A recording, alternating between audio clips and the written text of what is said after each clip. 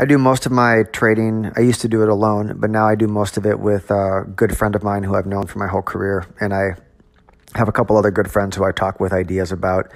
And one of the things that we're really doubling down on right now is focusing on exactly the stuff that makes us money and not as much on all the stuff that can be fun to talk about or fill the time during the day. And that stuff is more like, I would say, macroeconomic events and intellectual amusement around things that are going on in the news or what you think the dollar is going to do or gold. All that stuff is really enjoyable to talk about, and I definitely want to keep up with it, but it's not the stuff that actually makes me money because everyone else is studying the same thing, and there's so many smart hedge funds and other people who are going to have that information at a different level than I am. So I need to be aware of it, and I need to know reactions.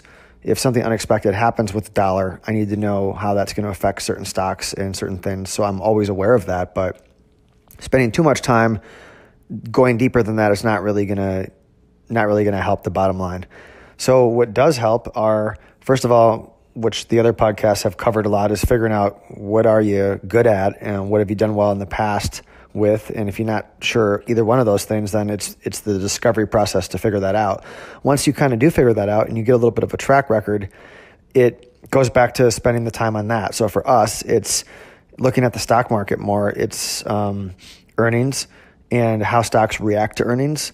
Peculiar things like a good earnings report that doesn't make the stock go up, and then figuring out where people were positioned and maybe having trades around that.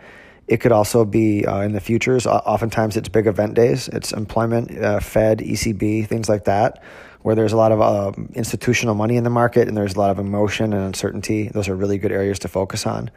And another thing it is just going back over your big winners that you've had and some of your bigger losers and figuring out where that's gone wrong and where it's gone right and how you can really drill down on that stuff.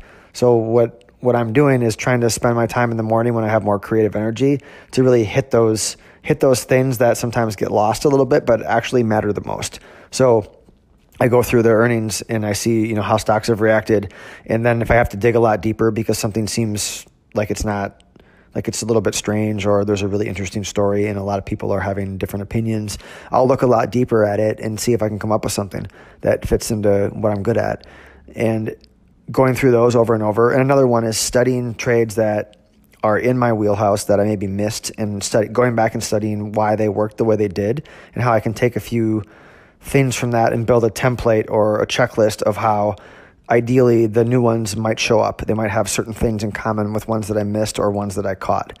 And that kind of work, it can get exhausting actually, and you might not be able to do it for more than a few hours a day, but hitting that in the morning and focusing on that really, it pushes you a lot further ahead than just kind of wandering around during the day, which is really easy to do, especially when you're by yourself.